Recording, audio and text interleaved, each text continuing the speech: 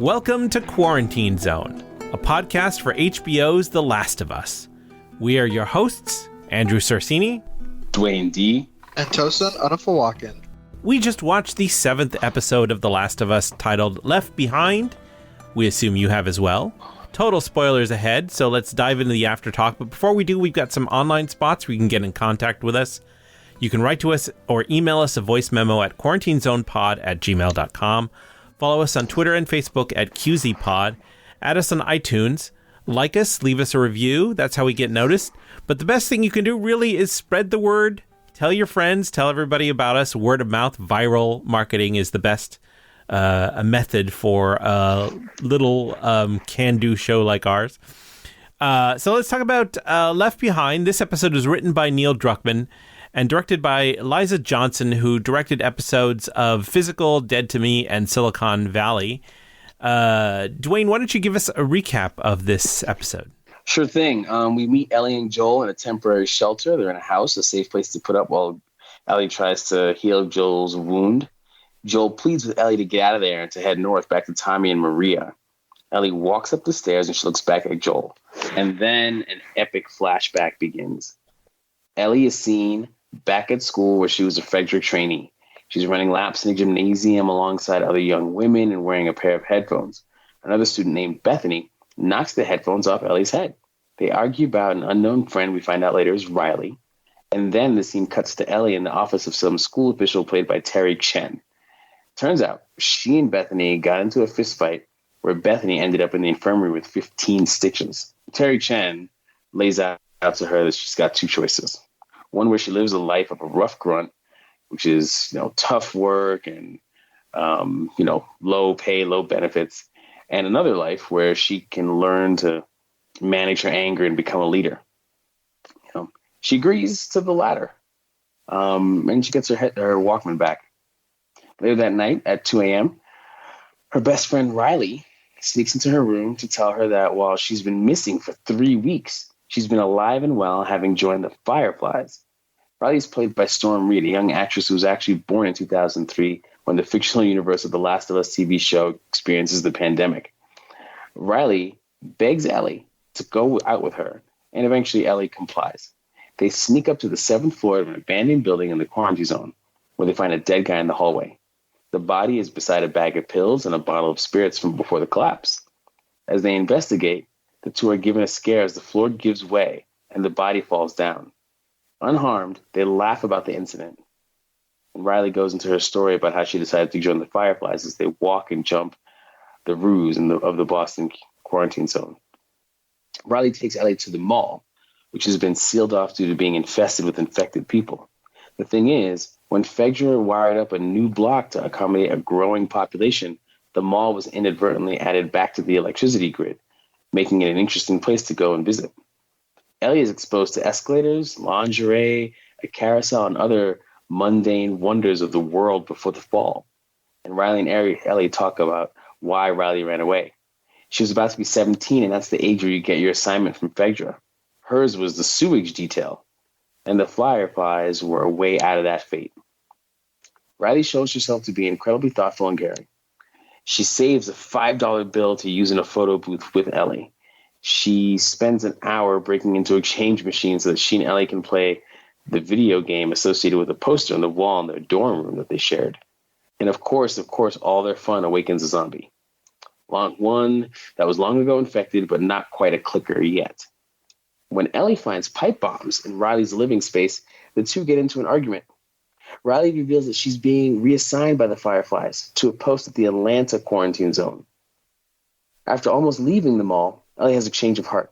She goes back to find Riley in a storefront in the mall. They reconcile, and Riley asks Ellie to dance. After the dance, Ellie kisses Riley, and Riley says she likes it.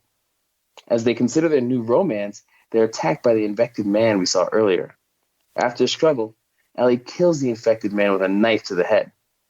But then Riley and Ellie both realize that they've been infected.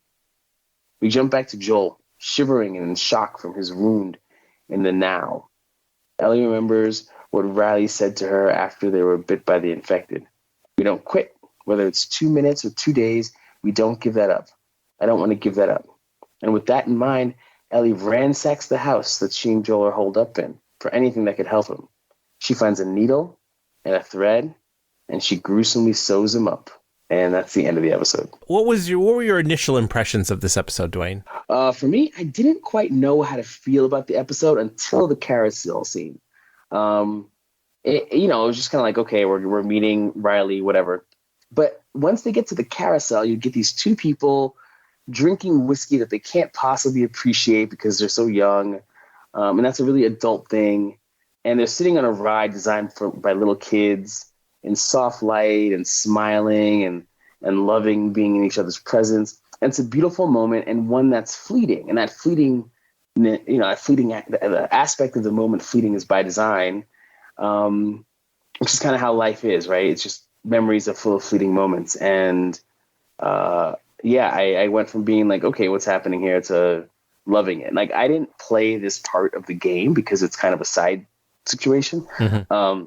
But it felt right in with what I do know of the game, and I loved experiencing it. I didn't love meeting yet another character who you fall in love with, and by the end of the episode, they're gone.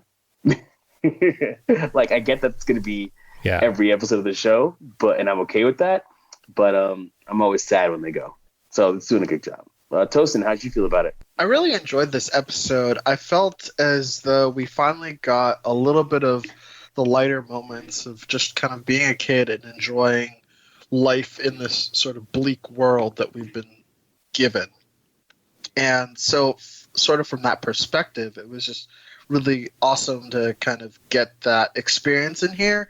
And in the midst of all the in the midst of all the craziness that was happening, in the midst of all the sort of bloodshed and folks dying. But, once again, this is another sort of tragic couple that we see here. So, a little bit to talk about in a bit. What about yourself, Andy? Yeah, I found that there was not a lot to deconstruct here. I mean, it's a pretty clear-cut episode. It tells its narrative pretty straightforward. But I loved the idea of seeing Ellie's backstory. We get a little bit more world building, a glimpse into her first crush, and what likely led to her first kill. And I think that it was so charming. It was kind of like being on a date with these people because it was just so full of charm, and you got to see these two characters fall in unspoken love with each other up until like the very end, and it was a lot of fun, and it's kind of wild to get that feeling of this oasis, this charming romantic oasis in the middle of this post-apocalyptic horror. So it's a charming bookend to the Frank and Bill story from earlier in the season. Yeah, for me, I gotta say one thing is I don't really think of Riley as a crush. I think like a crush to me is someone that you pine for and you like, but like they don't like you back. And in the case of Riley, these two girls felt it. They didn't know how to act on it because they're kids. But it was mutual. The feeling was mutual. And that kind of makes it even more special than a crush to me. Another thing that's interesting is that I don't know if you guys have ever seen The Sound of Music. It's this old movie, but there's this like whole thing about I'm 16 going on 17. And this idea that Riley is 16 going on 17, but it's not going to be the sort of like glamorous thing that the Von Trapp girl was going to experience. Like, oh, I'm going to fall in love with Rolf and have his babies. Right. It's like, oh, I'm going to grow up and have to watch people dig in a sewer. Well, arguably that Von Trapp girl had to escape Nazis, so... Yes, she did. But when she's singing the song, her life is idealized, right?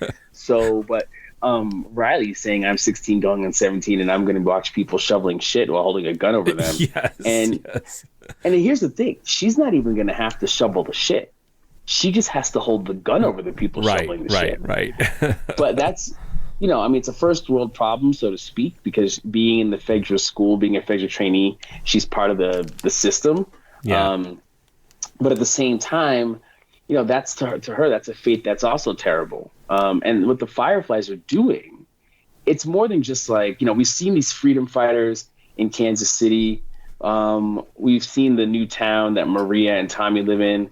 And in one of those places, there's like no hope. In the other place, it just feels like there's opportunity. But in the Fedra space, it's like you're getting more and more information about why Fedra is so bad, right? Like the word fascist has come up again. We haven't found like a fascist leader, but the idea that like people are like kind of like locked into a caste, they're locked into something for life. There's corruption everywhere. There's people turning on each other, telling on each other, collaboration, collaborators, all that stuff. People are being exploited, and she's like, I don't want to be part of it. And the only other option is Fireflies, which on some level are also exploiting her, right? For sure. You're telling a 17-year-old to make pipe bombs. Yep. On some level, she has to go to Atlanta because the fact that she'd live in a world where she's going to be tasked to kill her best friend is problematic. So if you're the Fireflies, you're like, I don't need that. I don't need that issue when I'm trying to tell you to do something. We're going to send you to Atlanta where you don't care about anybody. What do you think? What do you think about the idea that Captain Kwong tells Ellie that there's a leader in you? One day it could be your turn, and by contrast, he assigns Riley sewage detail. Like, do you think that? Well, I thought the two things about that. That's a good question. And the first thing I thought about it was, on some level, is this all just bullshit, right? Like, he is a tired man. Terry Chen played a great, 5 minutes or whatever that was. Yeah. He's like, we put you in the hole. It doesn't work, which means I have some respect for you. But at the same time, he's like, we put too much energy into you to throw you out. We just lost Bethany. I mean, not Bethany. We just lost Riley. So basically, I'm going to tell you what I think you need to hear to make you less of a problem for me. You think he's blowing smoke up her butt and not necessarily telling her the truth? Right. So the thing is, Ellie's 14, right? So presumably during this whole incident, she was either 14 or 13. So Kwong sees a chance to turn her around, right? With Riley, she was 16 going on 17. There was no time to turn her around. So maybe he's learning from mistakes with Riley, but he knows that throwing Ellie in a hole isn't going to change the way she is. So there's all that. But I do think on some level, he's making his life just a little easier by saying, look, I'm not going to fight you on this. I'll give you back your Walkman. Let's try this the easy way as opposed to the hard way and see what happens, right? But yeah, I don't know. I just feel like on some level, yes, he did give up on Riley, but it was also almost too late for Riley. And the fact is, while Ellie was standing up for herself and beating on Bethany, it sounds like Riley had been doing that forever, right? Yeah. So Riley just wasn't going to fit it. Yeah, I kind of think that he actually more so sees Ellie as sees something familiar in Ellie, because you notice right before he adjusts his family photo that has his wife and daughter, and who knows if they're still alive or not in this current world. But I feel like there's some sort of representation there where he feels like he can guide Ellie. Ellie feels like a familiar child to her, to him. And that's where he's sort of being self-reflective there and trying to see if he can provide her a future. I also kind of feel like in this world, everyone's a 1 or a 0, right? And so it's just kind of the lot of where you draw and who is in your corner versus who is not. And it seems like Riley got the short end of the stick. It could have been Ellie in another situation. And so that's just how the tables are in this world. I think Joel sees a lot of that, where Joel is he's seen, folks survive who shouldn't, and folks die who should, folks die who shouldn't as well too, right? And so I think from that perspective, where it's the world is clean and you could be shoveling shit one day versus not. Yeah, I feel like that's kind of what it is. Yeah, I agree. I also think that on some level, like you said, Kwang touched that family portrait, right? For whatever reason, Riley never felt like Vectra was her family. And it's almost as if Kwang experienced that with Riley, and he wants Ellie to feel like Vectra is maybe not her family, but that she belongs, right? Riley's whole thing was, I don't feel like I belong when it comes to Vectra. The Fireflies make me feel like I belong. And Kwang maybe realized in his failure with Riley that he's got to make Ellie feel like she belongs, right? So that's the thing. And the 1 and the 0 thing is interesting because he's like, you can be a grunt or you can be an officer. I'm an officer. Look at my life. I'm not out there in the danger. I'm back here. It's fine.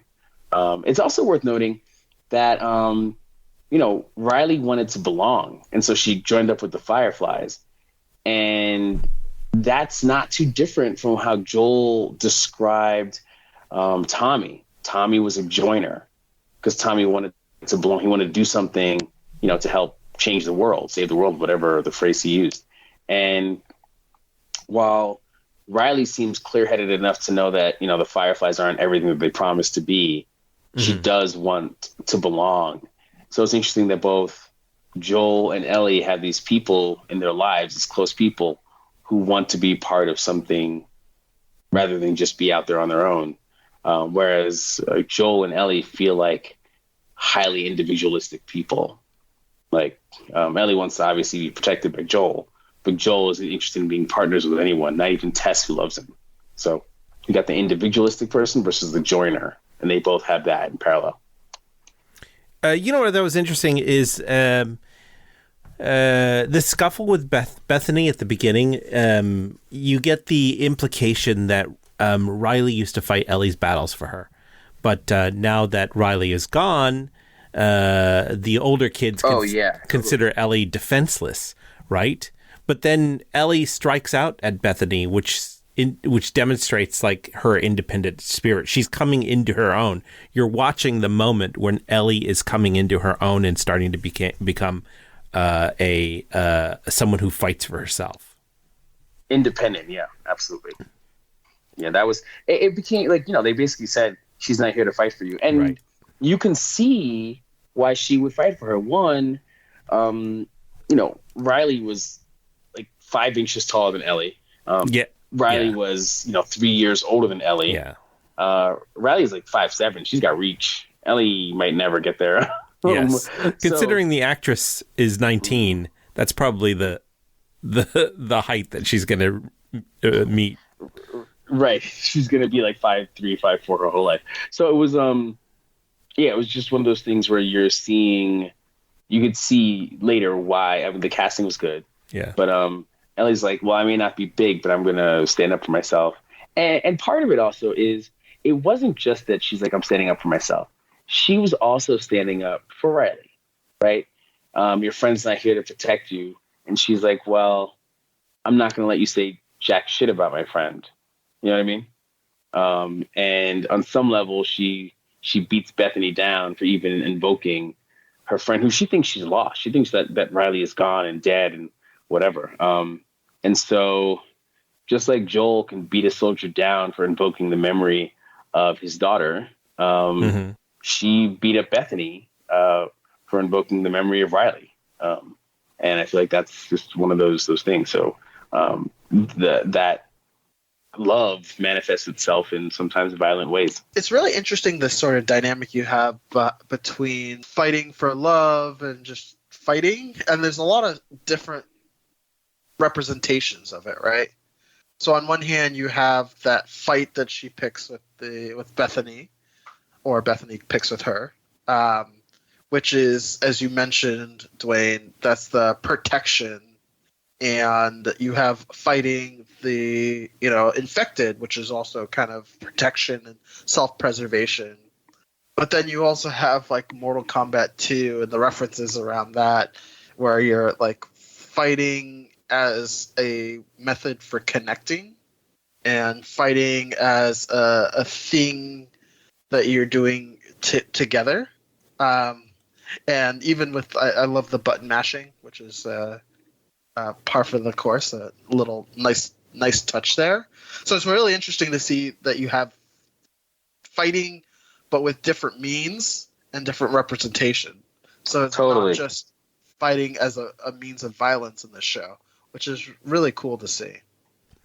Yeah, I just gotta say about Mortal Kombat, I love the fact that we're watching a show based on a video game where kids are excited about playing a video game that eventually became a movie itself. Exactly. I don't know when Mortal Kombat 2 the movie came out, but it'd be fun to think. It's fun to think that it came out in this world as well, and it was just as bad. So you have like what could be the greatest video game adaptation on screen, depicting the video game that had one of the worst video game adaptations on screen too. So that's a little fun. But it was exciting because if you I don't know if everyone noticed it, but the dorm that they shared, presumably Riley shared the same room. That empty bed was Riley's bed. The dorm that they shared had a poster for Mortal Kombat 2 in it. I'm not sure if it was the movie or the game, but there's a big poster for Mortal Kombat 2 by Ellie's head when she's in bed, getting ready to go to sleep after reading her comic. So when she sees the Mortal Kombat 2 video game console, she's especially excited because her whole life she's had to imagine what this is. And presumably, a generation or two of Fegdra trainees have been in that room. So she didn't decorate. It's like there's posters for her to find and put up anywhere, right? So it's just something that's been there. She's like, whoa, you know what that is? This is what that is. So she just rediscovered this thing that she's been seeing her whole life. So that's pretty impressive to me. Riley's video game skills are impressive if she managed to spend enough time to figure out all the key combos right for all those, because there's no internet for her to go to find the key combos for all those fatalities. So she just had to do it, which is wow, go Riley. Or maybe reading books, reading, because remember back in the day they had those books that were how to PC Gamer or something. Yeah, exactly. I mean, they would have been in that store if they were anywhere, right? So I guess so. In the game version, all of the screens are blank because the power's on, but the boards aren't working anymore. So how they do that in the game is Riley tells Ellie to close her eyes and imagine the moves, and then guides her through what buttons to push to affect the killing blows in the game. And it's kind of and you're playing along, so it's a quick time event where you're hitting the same buttons. So it's kind of fun. But I wanted to mention that if spinning off of Tosin's remark about the fighting, this whole episode is really about the choice that Ellie has to make to preserve her own life or fight to save someone else. Fight to save someone else's life, even if it's clear they're going to die eventually. And so she does that, and that starts when Joel tells her to go run back to Tommy, go find some help, go save yourself, basically. I'm going to die. And she runs to the door. She considers doing exactly what he said. And then it brings her back to this flashback which ends in a point where once again she has to decide to either kill herself or stay alive and survive for the briefest amount of time with Riley.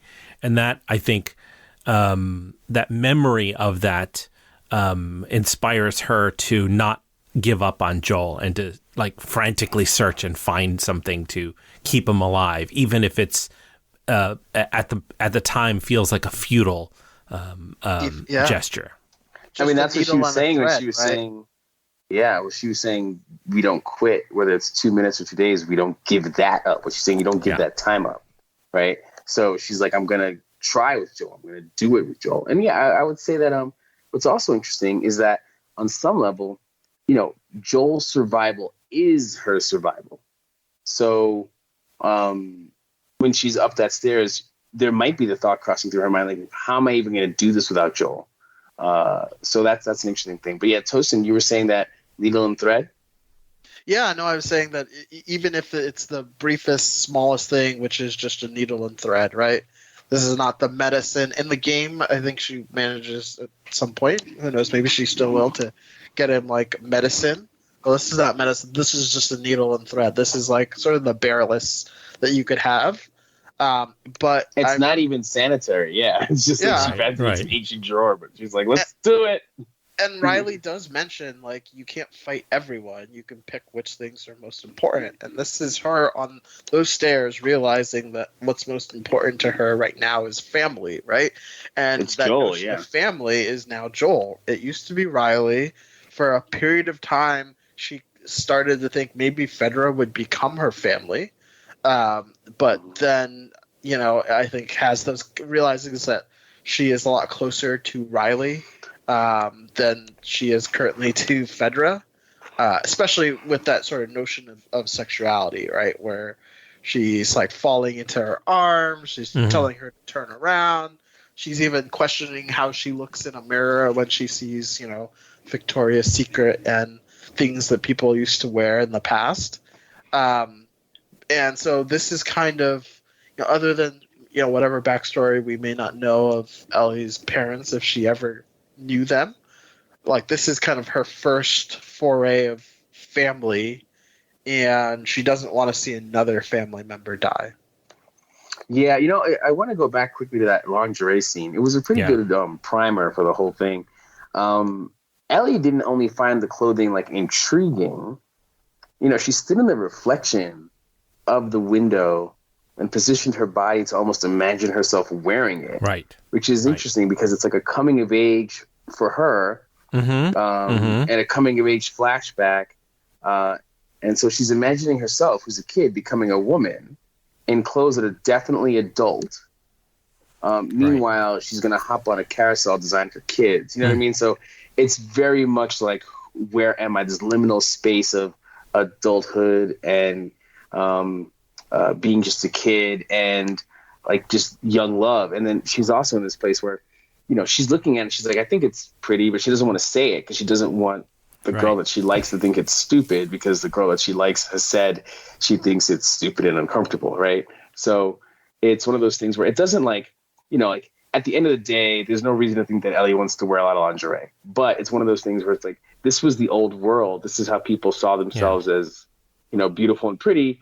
And I wonder if that's for me. I wonder if that would work on her. Oh, it won't work on her. Whatever. Like, there's just, like, all these thoughts that go through your head when you're a teenager. Yeah. And I think it was just captured really well on screen. It wasn't overdone. It wasn't underdone. It was just enough to make you be like, oh, that's right. She's growing up, I want to offer another reading of that scene.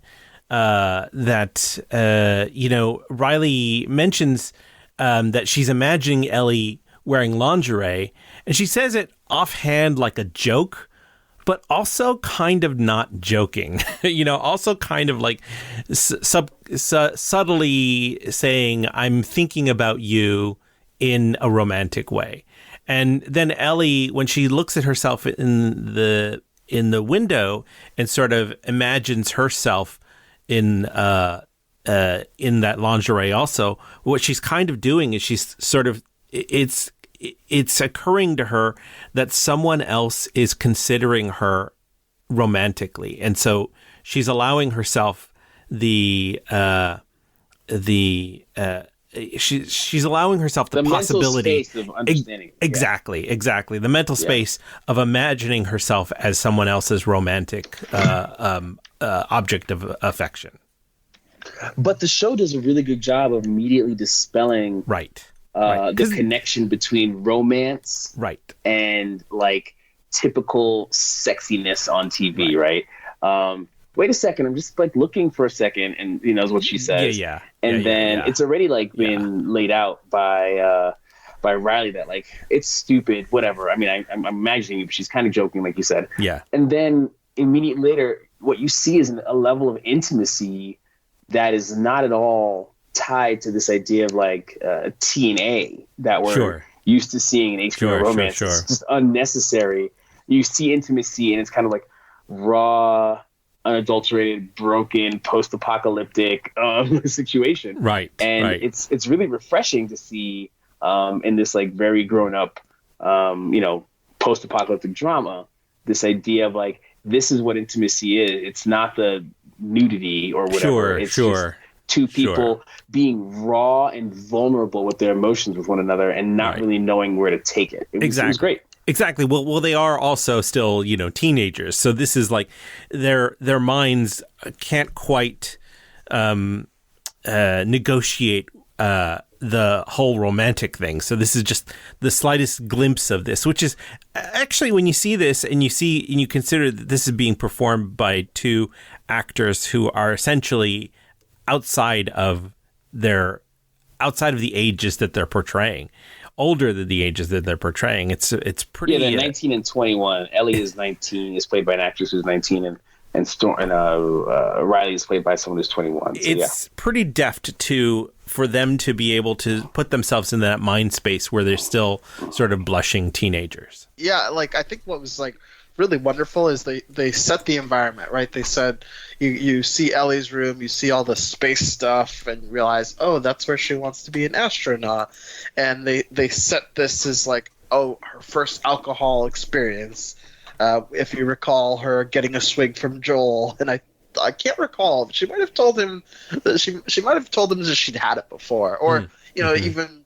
But you kind of also see them grow up in that moment, right? You see them as young adults having fun, playing on the escalator for the first time. Right. But throughout the progression, after we see Ellie's first kill that she spoke of, they now have to have those sort of adult conversations, and have those adult emotions, right? So initially when she leaves and then comes back, there's that realization that this is still someone she cares about. And then there's that realization that we've talked a bit about, that Riley has stated, like, you have to keep on living, right? You have to keep on moving forward in this world, no matter how things turn out. So they grow up in this episode, which is really kind of interesting to see. Yeah, to pull a Buffy quote out, the hardest thing to do in the world is live in it, And I think that's pretty important. I wanted to just say one more thing about the whole like way that they dealt with like the real intimacy instead of just doing what like so many TV shows would do.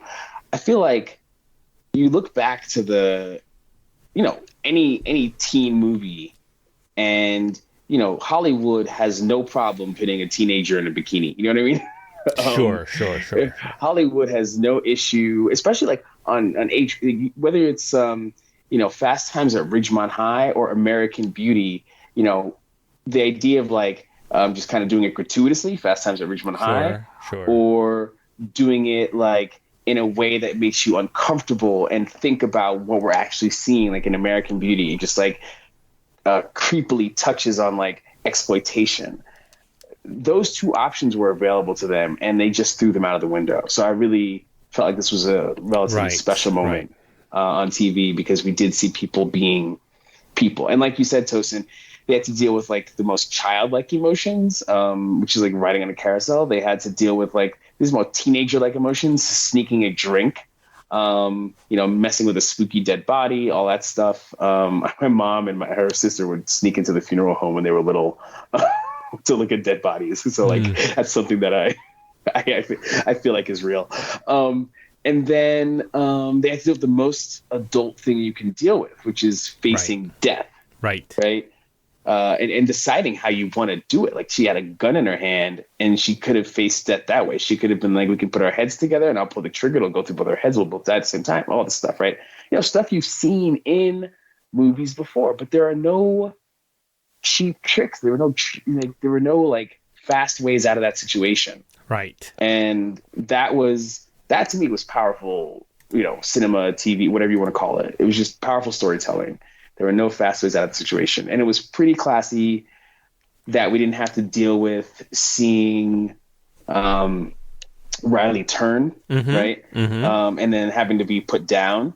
They kind of already showed us how that works and how difficult and terrible and dangerous that is in the case of like Sam and Henry. And so we've seen that before. We don't need to see it again to know how awful that was. We get to see her memory of it, how Ellie effectively chooses to remember it. And that's, again, pretty powerful.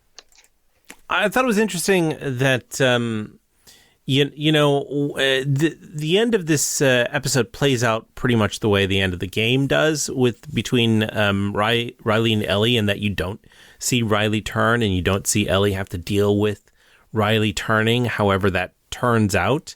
And I was assuming that we would see that in this episode, because that would be one of those really like heart-wrenching emotional moments that I think would have an incredible impact to see it play out on TV. But I agree that it is kind of classy not to see it also. On some level, we're looking at Ellie's memory of it. Because think about those scenes with the carousel. They were like idealized, right? Like slow motion, heads being tossed up, soft light. And that just, to me, just kind of seems like how Ellie remembers those moments. Right, right. She might have even remembered taking down the zombie with like a lunge with a knife to the head, and maybe it didn't go down like that. But it was her flashback, her memory, her understanding or rationalization of events. And as long as you keep that in mind, it begins to make sense. But she's like, I'm not letting Joel go out.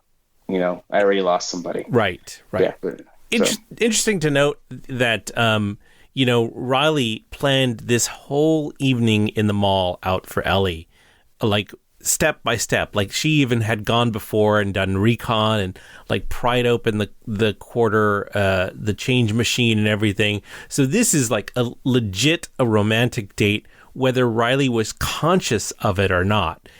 She may not have been conscious that this was a date, but I think on a subconscious level, it was pretty apparent to her that this was her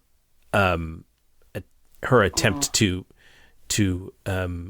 romantically woo Ellie. Yeah, it's almost, and the thing is, it's like there was no plan for what came later. Right. You know what I mean? Right. Like it's like we have to leave. I have to leave. I want to make it special. Obviously I've been here for a little while. I've been making my pipe bombs and I've figured out this stuff. But out of everything in that mall, she found 4 things that mattered, that she realized would matter the most to Ellie. Mm-hmm. And the most important one, the one she saved to the end, was a book. Right? That's pretty powerful. Right. I mean, actually, the last one was the spooky whatever. But the whole idea of like delivering the spooky store, delivering the book as the gift instead of almost anything else, was like super powerful. I really loved the idea that like Ellie looks behind her and says, "What is that? A time machine?" And it's a photo booth and a photograph.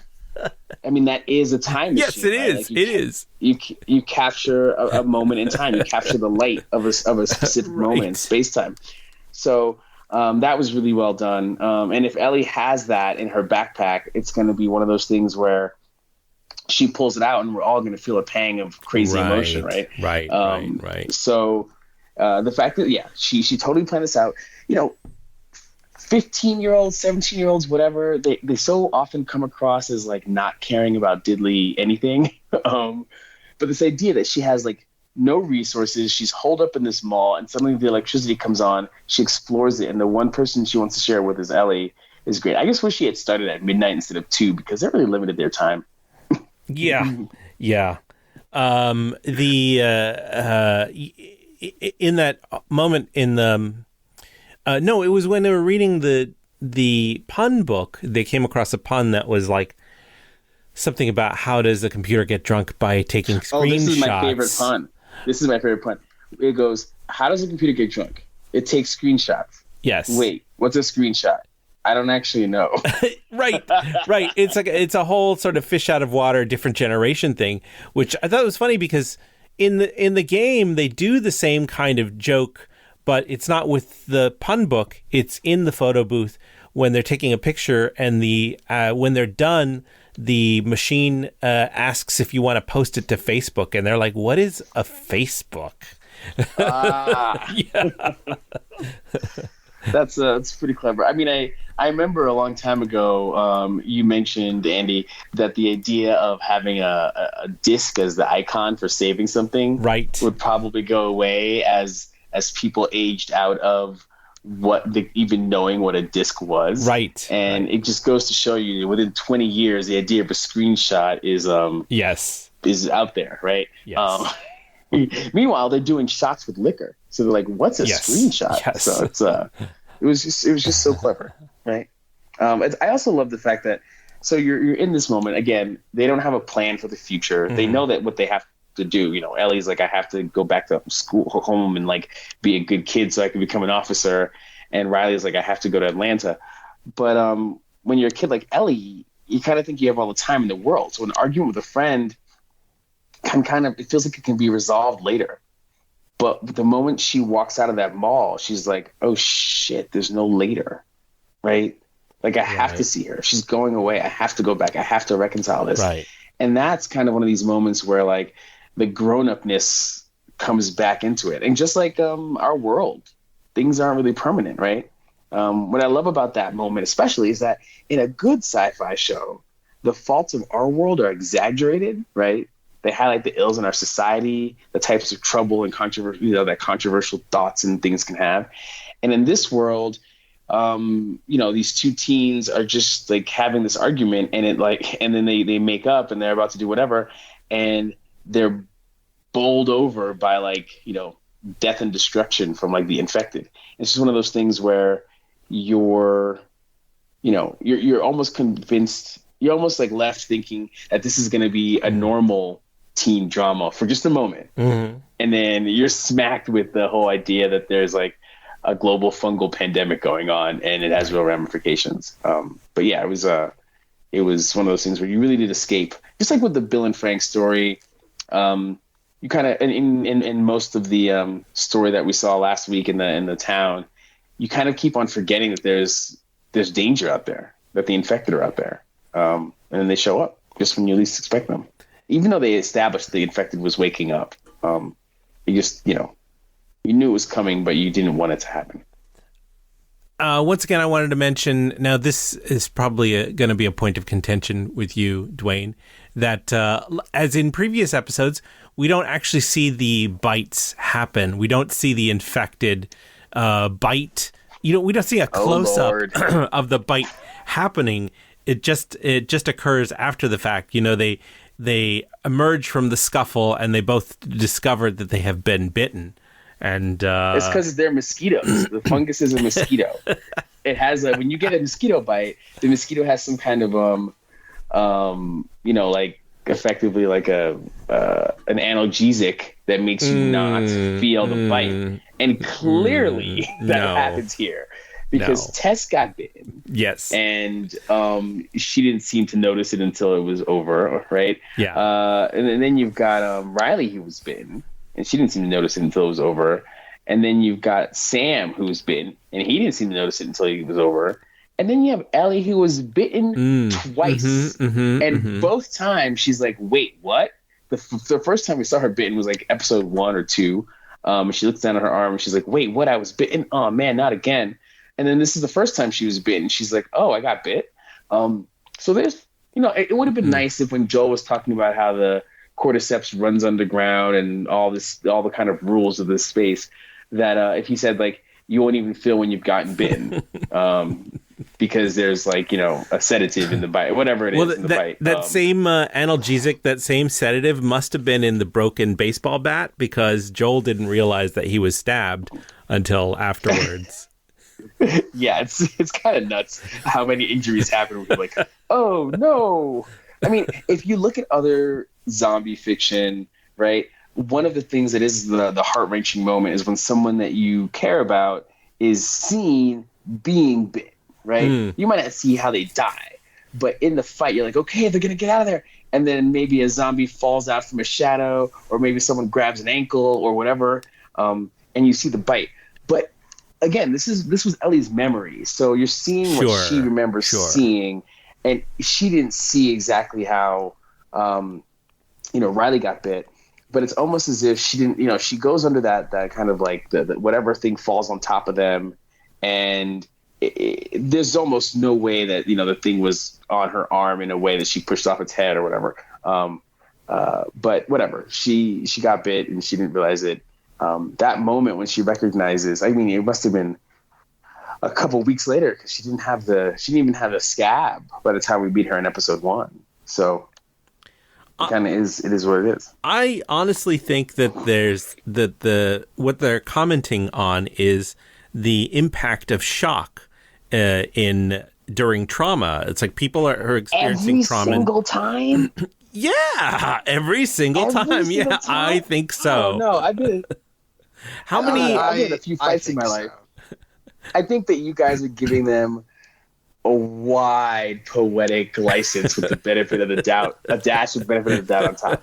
I think that they've taken it a little too far with the you don't know you got bit until the end of the scene. It's a trope that makes the actual fight scenes seem less powerful, because in a normal fight scene where you can actually see what's going on and they're not trying to do this Westworld trickery if this person got bit or not, you get invested in how they're fighting them off, right? Like what tactics they use in the moment, all those things.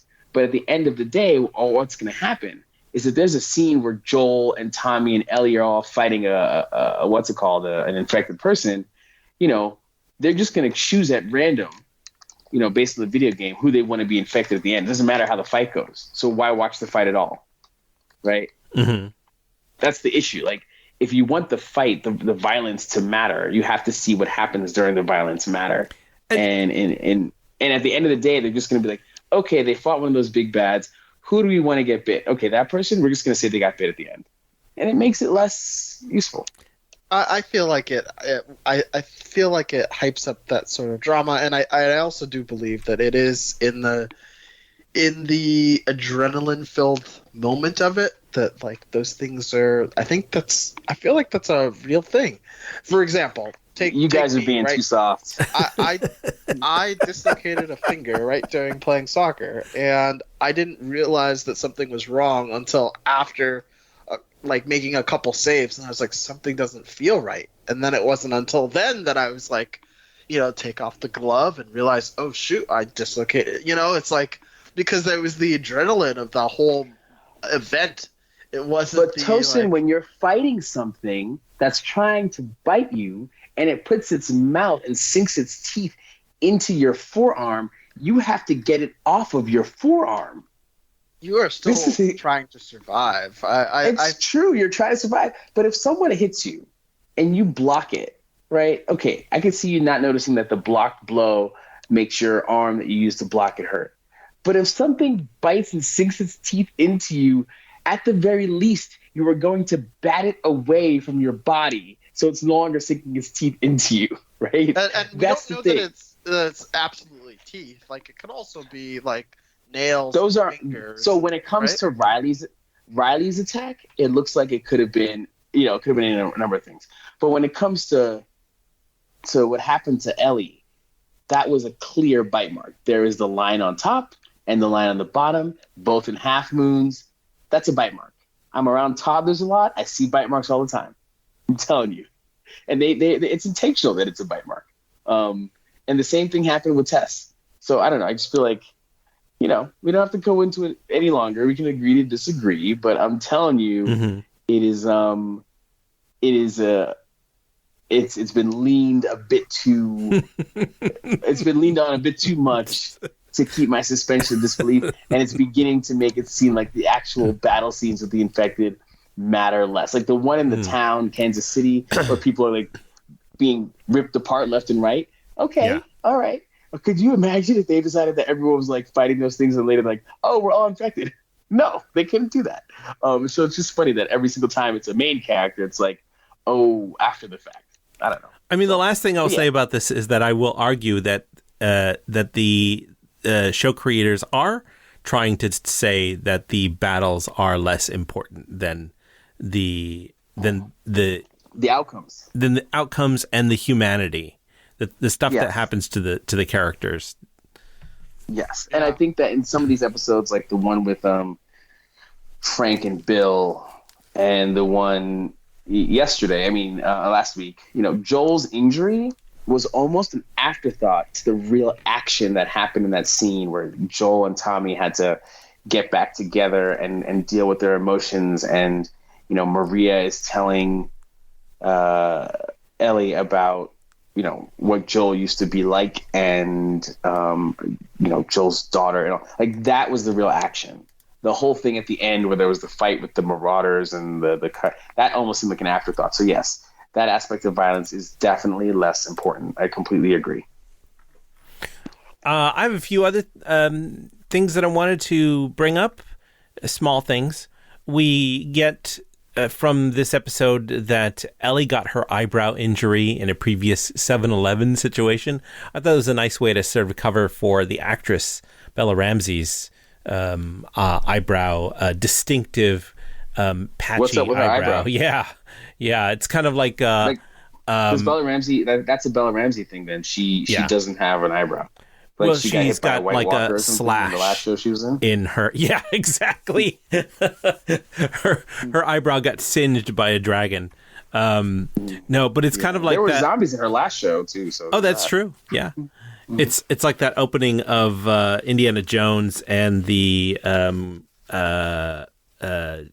with the Golden Chalice one, whatever that one was called, where they had the young River Phoenix who is playing Indy using a whip, and he accidentally whips himself in the chin, which was to explain Harrison Ford's actual chin scar. I don't know the name of that movie either.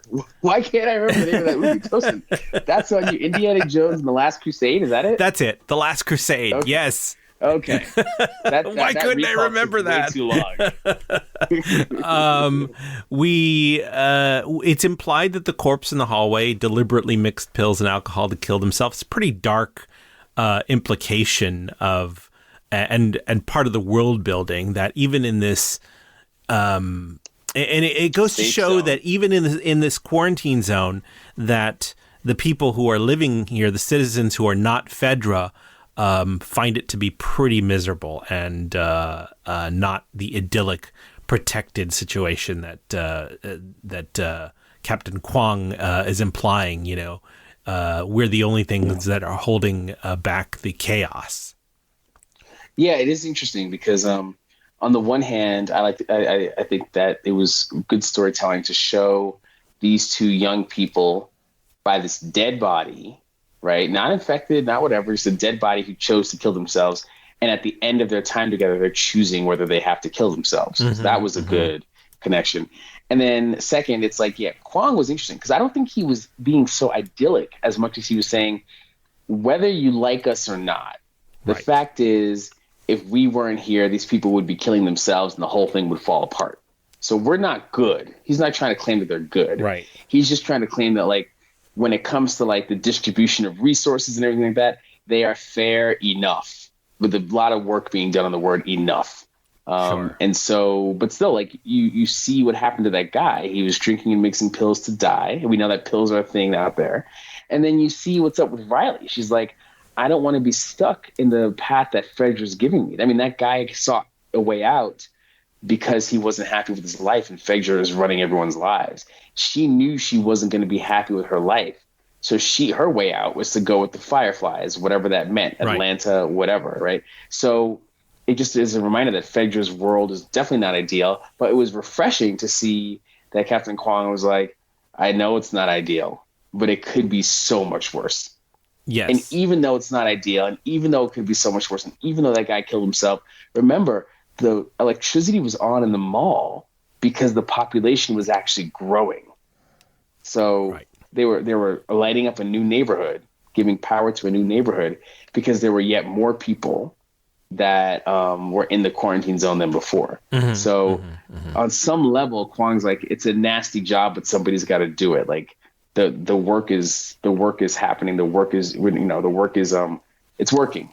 Fedra's working on some level. Right. And then you look at Kansas City, where Fedra, I guess, overdid it or whatever, but that was chaos and people were killing each other, in the absence of Fedra. Yeah. So it's a really mixed bag. I'm not saying I'm pro Fedra, I'm not, but I am saying that it's a really mixed bag, the state of this world. Because then you go to the commune, there's no Fedra and everything seems pretty hunky-dory. We'll see what's going on there, but it seems pretty hunky-dory compared to every other civilization we've seen.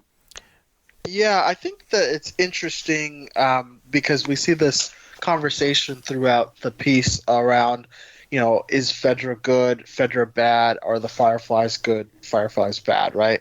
So we see Ellie sort of holding on to those talking pieces where he's like, hey, we're the only things holding together, and she repeats, Fedra kind of holds everything together. But then you notice that, in some cases it's sort of true with Kathleen's society where, once Fedra was gone, there were people being dragged through the streets and a bit of chaos to a certain degree.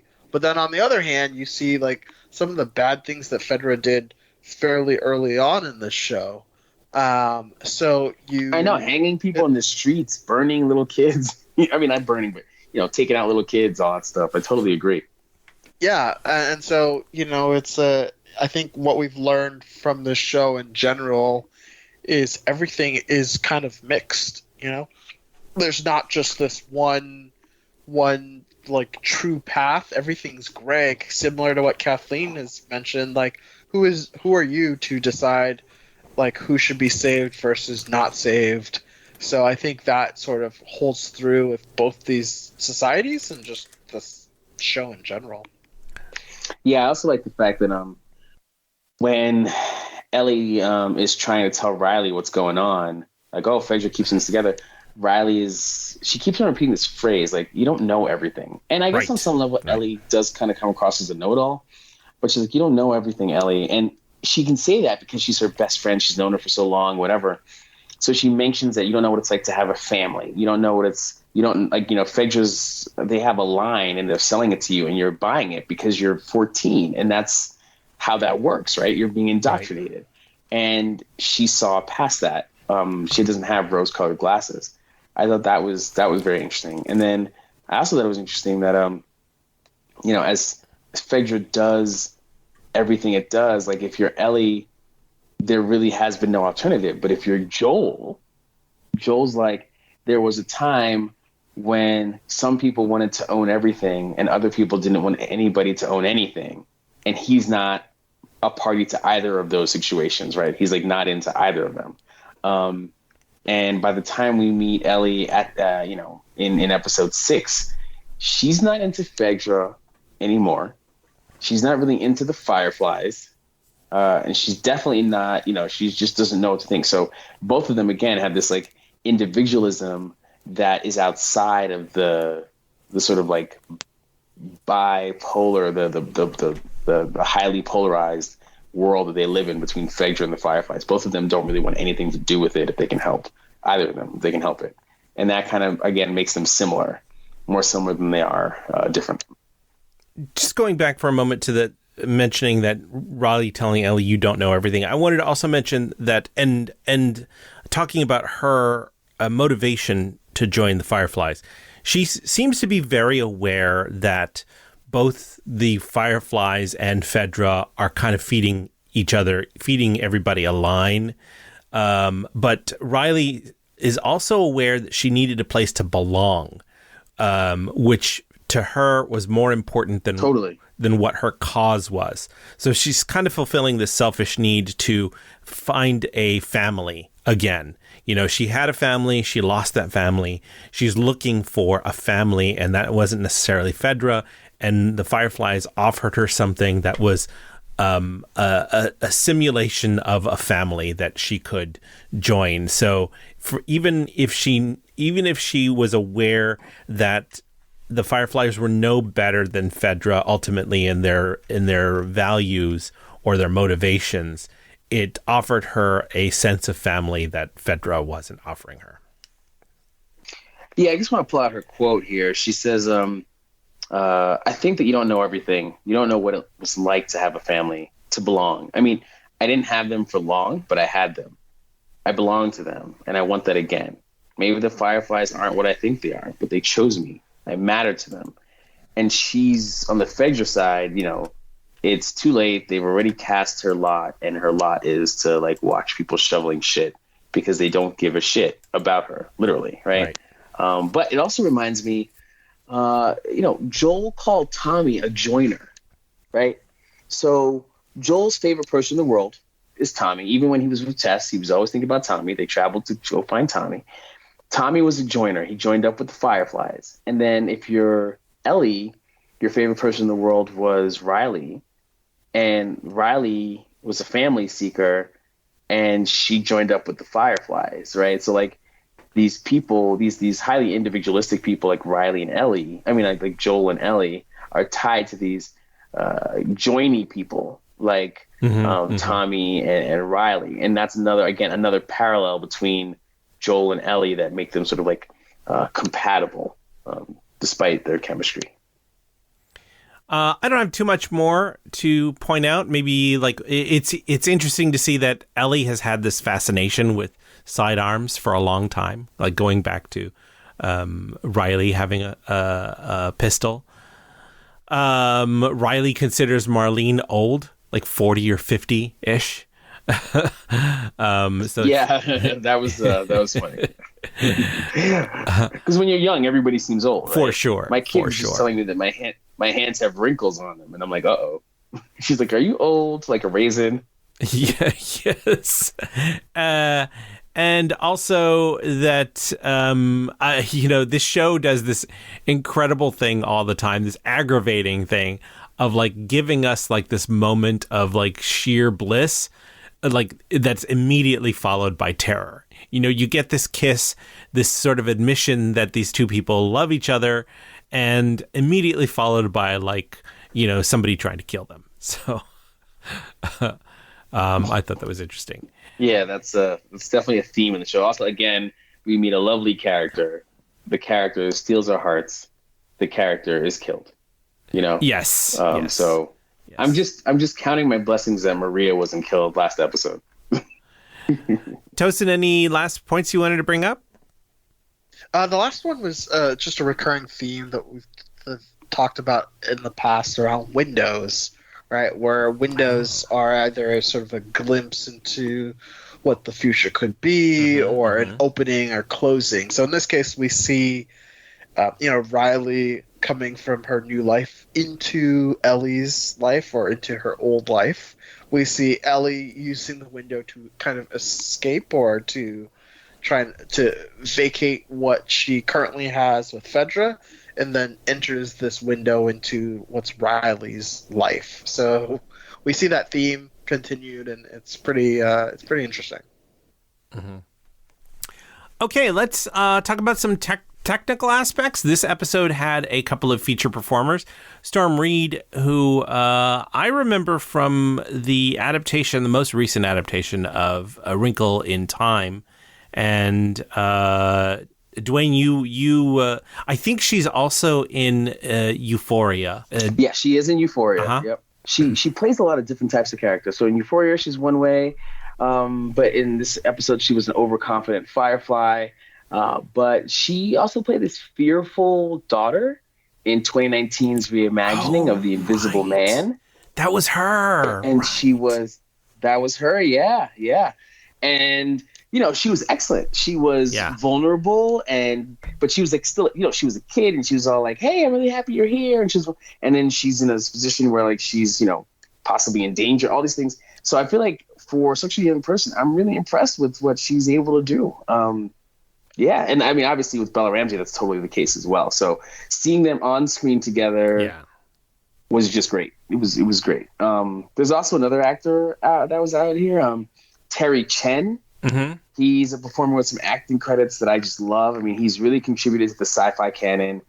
He had a recurring role in Continuum where he played a freedom fighter against like the fascist corporate regime that existed in that world. Meanwhile, he's a captain of the fascist regime in this world.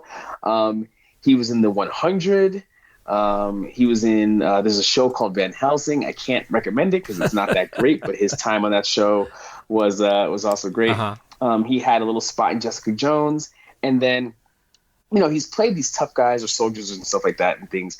But then he's in The Expanse, which is a fantastic show if anyone hasn't seen it. I think he's in season 2 or 3, and he's in there every episode. And the role he plays is this like bodybuilding, and his body is he's got muscles and all this stuff. He's a tough looking guy. Sure. But the botanist role he played was the kindest, gentlest person around. And it was fantastic to see him do that. So if you have a chance, check out Terry Chen's filmography, and then go look at some of the things he's been in. It's great. Andy, what's the song that the carousel was playing? Oh yeah, so when they were on the carousel and the carousel was playing its little calliope-like song, I'm like, I know this song, I know what this is. And other astute viewers have pointed out this is Just Like Heaven by The Cure, but it's done in like a lullaby style. So it just scratched that itch of like, I know what this is, but it's nice. Obviously the underlying theme here is they're having this idyllic time on this carousel, and it is just like heaven for them. Yeah, totally. I love that scene so much. All right, moving on to ephemera. These are links and extra textual connections that'll help enhance your enjoyment of the episode. Dwayne, you mentioned previously She-Ra and the Princess of Power. She-Ra and the Princesses of Power is a reimagining by DreamWorks of the original 1980s She-Ra Princess of Power show. This show reimagines all the characters, and two of the characters stand out as being related to what's going on in this episode. The main character, Adora, who ends up being She-Ra, so Adora's her kind of alter ego. She and Katra are both trainees for the fascist Hardak space empire. And she separates and works for the rebels, so analogous to the Fireflies kind of thing. And it turns out that she and her best friend Katra, who still works for the fascist regime, they have to work against one another, as you would imagine what would have happened between Ellie and Riley had things kind of quote unquote worked out. But in addition, they were best friends who didn't realize that they had a thing for one another, and they did fall in love by the end of the series. So you've got Katra is the fighter, and Adora is more the more the Ellie. And there's just many parallels between what's going on with Riley and Ellie and Katra and Adora. And so if you haven't watched The Princesses of Power, it's definitely worth a look. It's on Netflix. They own it. And it's a very new way of looking at an old story. So yeah, totally a thing. And Andy, we put on your favorite Indiana Jones movie. Yes, Indiana Jones and the Golden Chalice thing, otherwise known by its official title as Indiana Jones and the Last Crusade. It wasn't even the Golden Chalice. It was the most humble of the cups. Right. The Holy Grail. A cup a carpenter would make. Yes, it's all coming back to me now. I did forget it at the time. Yes.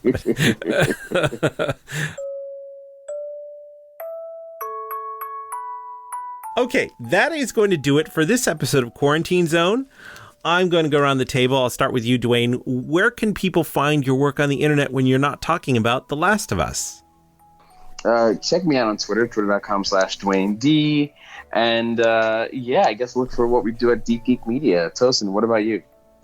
You can find me at twitter.com/toast4321, and you can also find me on Instagram at burnttoast45.